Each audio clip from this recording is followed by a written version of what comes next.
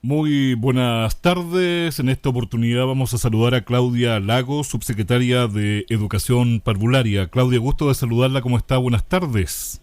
Buenas tardes, David. Un gran saludo para usted y toda su audiencia.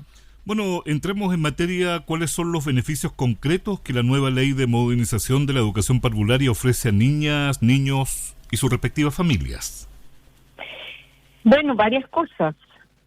La primera es que por primera vez la educación inicial tiene una ley que es generada específicamente para abordar sus necesidades, sus desafíos, desde su pertinencia y sus particularidades. Eso es bien relevante. Además representa un avance histórico para el nivel porque de alguna manera resguarda una perspectiva educativa para mejorar la gestión de la oferta del nivel y garantizar el acceso de las niñas y los niños a establecimientos que resguardan su bienestar y desarrollo integral.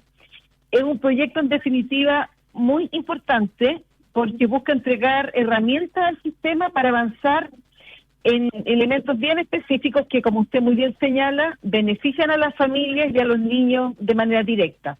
Por ejemplo, prohíbe la doble matrícula en los jardines infantiles. Hoy día, dado que no hay una mayor regulación al respecto, hay una gran cantidad de niños que se inscriben en un jardín, en más de uno, y como las bases de datos no dialogaban, estos niños quedaban ocupando esos cupos independientes de que solo asistieran a un solo establecimiento. Entonces, eso sobredimensionaba las listas de espera y hacía pensar que habían cupos ocupados en lugares en los que realmente no lo estaban. Entonces, hoy día con esto vamos a poder ofrecer cupos ordenados, con claridad, a todos los niños y a las familias que los necesiten. Eso es una gran información para el sistema porque en los ordenamientos que logramos hacer cuando identificamos este problema sin todavía contar con la ley, es decir, con maneras mucho más rudimentarias y sin el respaldo de un cuerpo legislativo, logramos liberar una gran cantidad de cupos, cerca de 4.000 el primer año, solamente ordenando, digamos, esta anomalía del sistema.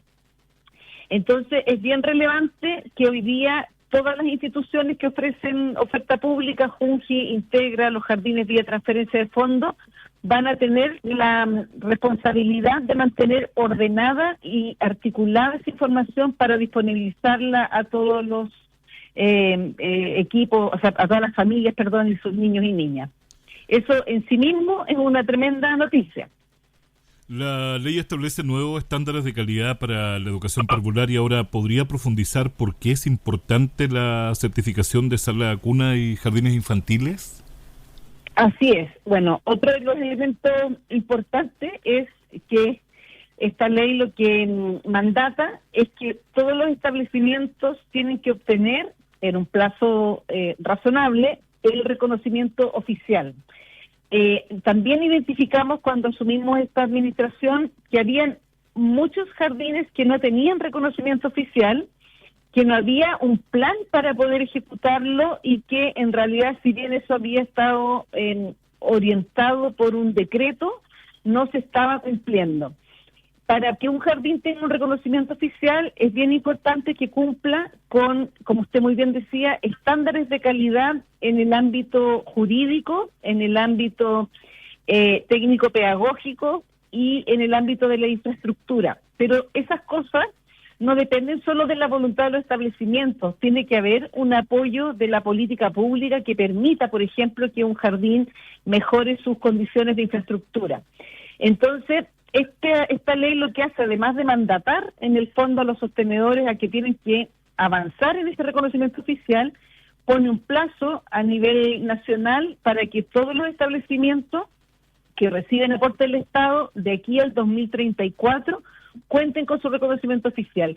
Y en este plazo, además, mandata a la Subsecretaría de Educación Parvularia para que desarrolle y ejecute un plan de trabajo donde se pueda ir, por ejemplo, priorizando aquellos jardines que requieren más apoyo o tienen mayores necesidades, como son, por ejemplo, los jardines vía transferencia de fondos, que de alguna manera los sostenedores se comprometan con disponibilizar recursos para que esa certificación pueda ocurrir y ir resguardando con un plan bien exhaustivo, en el fondo, la manera en que el Estado, por decirlo de alguna manera, va a apoyar a estos establecimientos a tener este reconocimiento oficial. Y eso es bien relevante porque efectivamente nuestros jardines que tienen reconocimiento oficial son jardines que tienen un nivel de calidad muy alto, reconocido incluso a nivel internacional, y que en el fondo lo que queremos resguardar es que en Chile la oferta educativa de calidad en educación parvularia está en la educación pública, y por eso es que es tan importante seguir avanzando con aquellos establecimientos que todavía tienen que llegar a esa norma o a ese estándar. En Radio Entre Ríos de Río Bueno estamos conversando telefónicamente con Claudia Lagos, subsecretaria de Educación Parvularia. Subsecretaria, la ley permite el reconocimiento legal de los jardines infantiles alternativos. Muchos funcionan en contextos rurales o más alejados. Ahora, ¿nos podría dar ejemplos de por qué es tan importante este aspecto?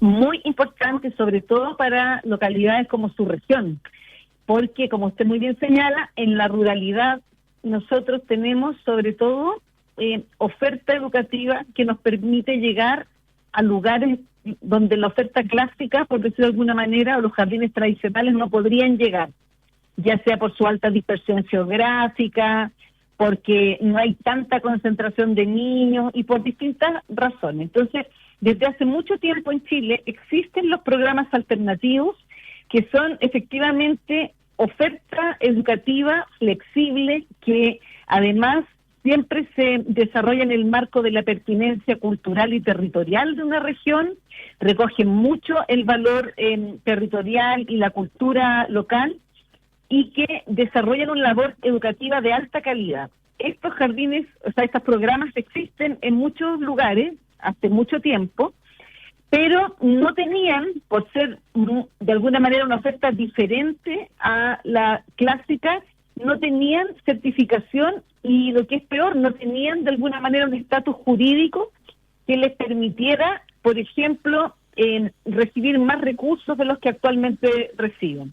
Entonces, lo que nosotros hicimos en esta ley fue, primero, visibilizar estos programas alternativos, valorar inmensamente su labor que se ha desarrollado a lo largo del tiempo y dotar a la JUNJI de la facultad de, por un lado, crear programas alternativos y, por otro lado, de que se vaya resguardando cada vez más que en su presupuesto y en las recursos y adecuaciones que hay para el nivel de educación parvularia, estos sean reconocidos como un programa más.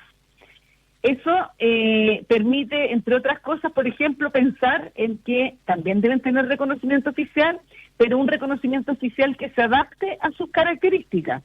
Esto no quiere decir bajo ninguna circunstancia que vamos a bajar el estándar, pero sí le vamos a dar unos parámetros realistas que permitan que estos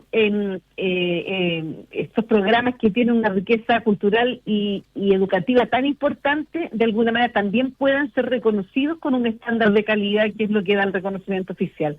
Entonces, son muy buenas noticias para un tipo de educación que es muy importante, que es necesario que exista porque enriquece la oferta, la diversifica y pone en valor de alguna manera la dimensión regional y territorial de la educación parvularia.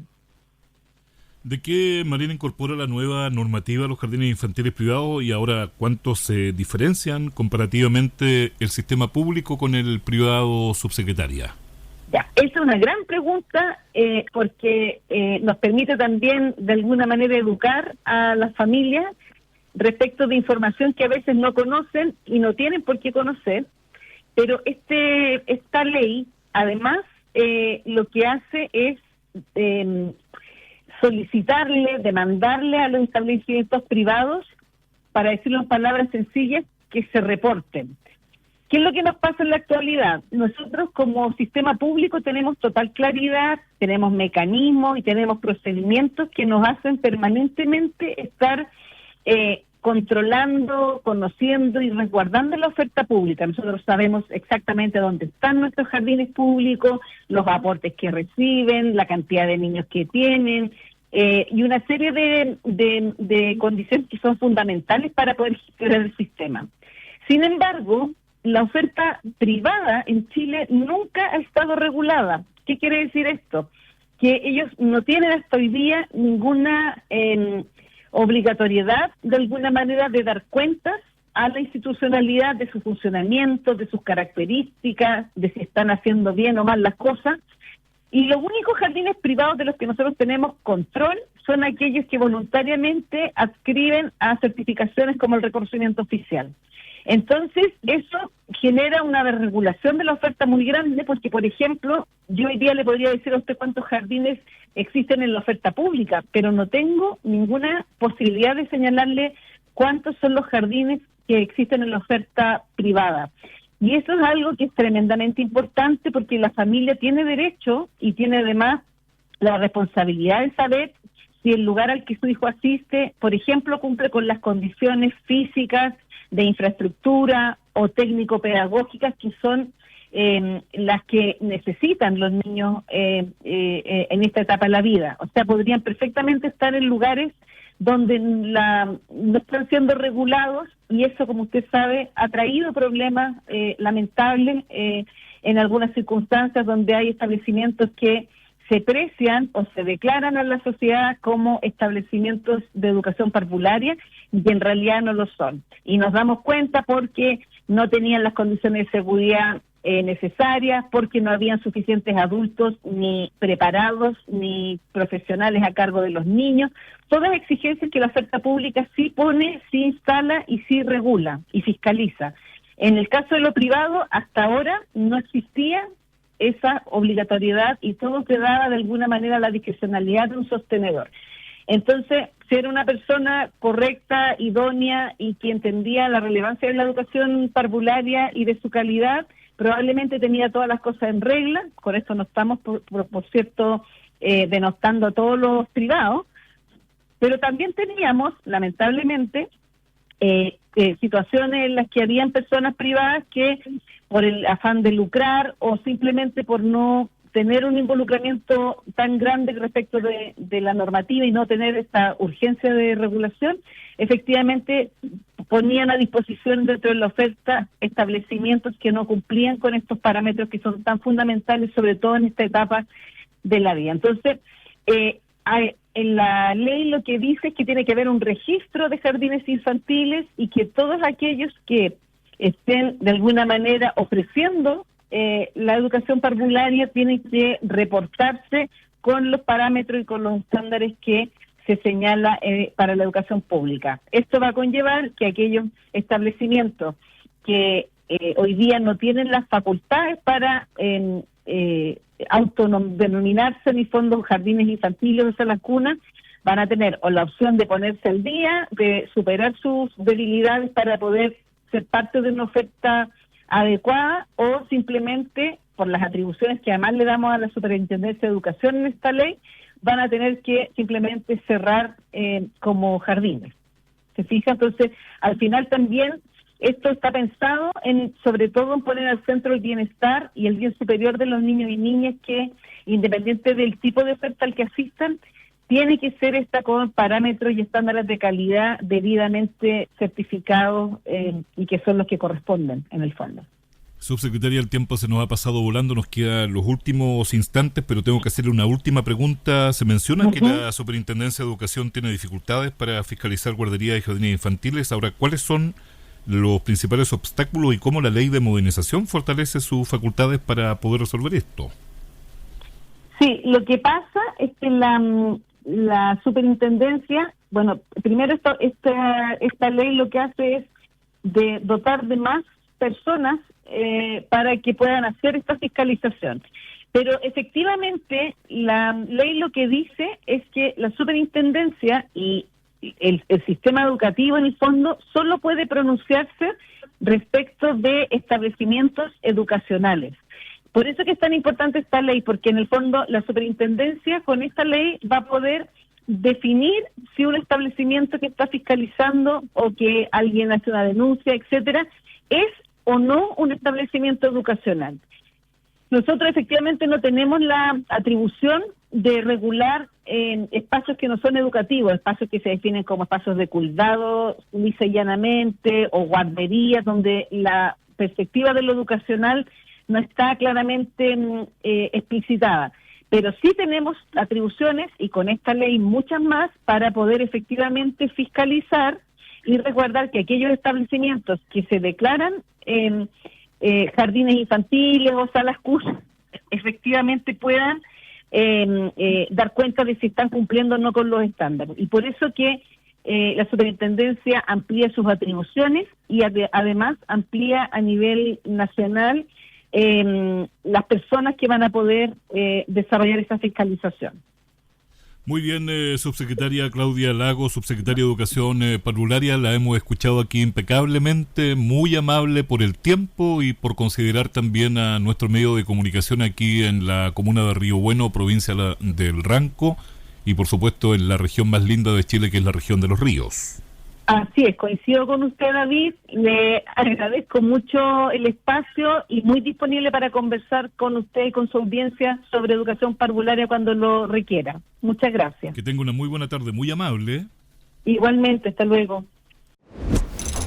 10 años. Una década de compromiso con una educación parvularia de calidad. Ministerio de Educación, Gobierno de Chile. Chile avanza contigo.